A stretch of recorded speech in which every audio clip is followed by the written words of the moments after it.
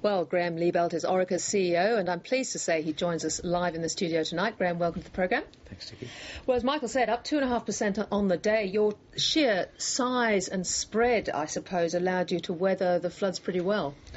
Yes, look, the floods had an impact of some 20 or 30 million on our total business, but in the size of Orica overall, we were still able to compensate, or more than compensate for that in other ways, and deliver a profit improvement.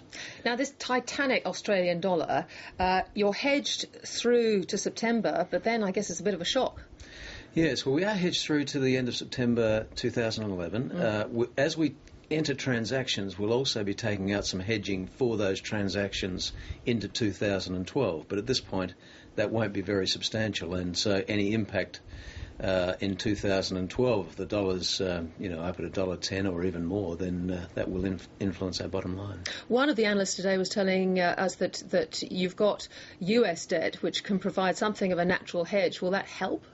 It does provide a natural hedge on the balance sheet side of things, but of course we've got the income that we generate to take account of as well, and in that area that hedge doesn't help. Okay.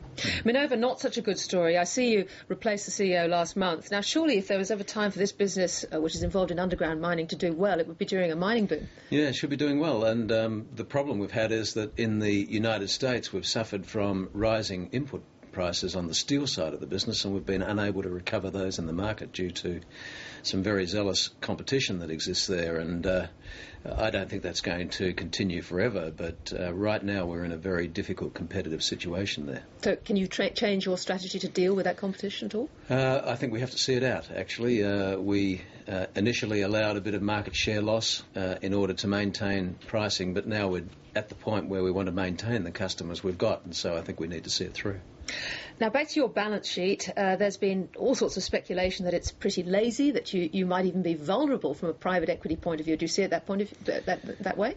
No, not entirely. I think this is a good time to have a reasonably conservative balance sheet. I mean, we were through the worst of the financial crisis, one hopes, but there are still some concerns out there, and I think it's probably good to maintain a relatively conservative position on the balance sheet at this time. Yeah, on the other side of things, you've got, $1 billion potential war chest. There is talk about you bidding for Burrup Fertilisers. Are you still going to be in that game? We've registered our interest. It remains to be seen what the information memorandum says about Burrup, and we're waiting to see that, and of course we'll examine it and see whether we progress from there, but it's a quite complicated transaction at this point. There are some considerable uncertainties that are being worked through by those selling the business at this time. The gas supply seems to be one issue. Gas supply is an important issue, and a lot of the value is in the gas contract, and so that needs to be sorted out.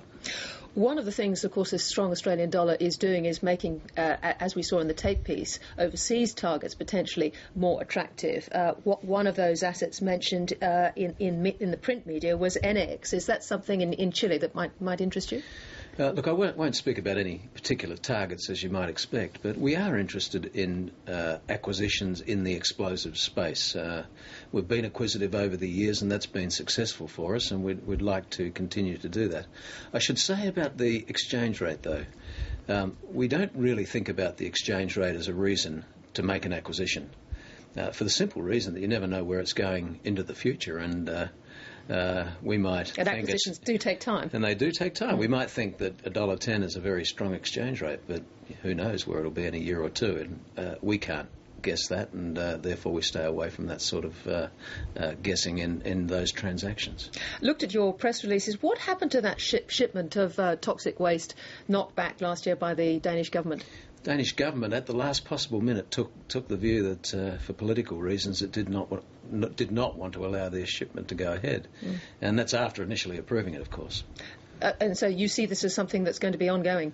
Yes, well, we have to store the waste in a safe way, and we can do that, and then examine other options now, and that will take some time. Finally, your comments on carbon tax, that a carbon tax would probably encourage you to make changes. Were you surprised at how the media embraced your comments? Well, I was a bit surprised to see those comments get such prominence, given that I've made them on a number of occasions previously. So there's no change in the stance that we're taking on carbon tax that I've talked about today. Certainly something that I'm sure the Gillard government needed to hear. But Graeme Liebelt, thank you very much for joining us today. Thank you very much.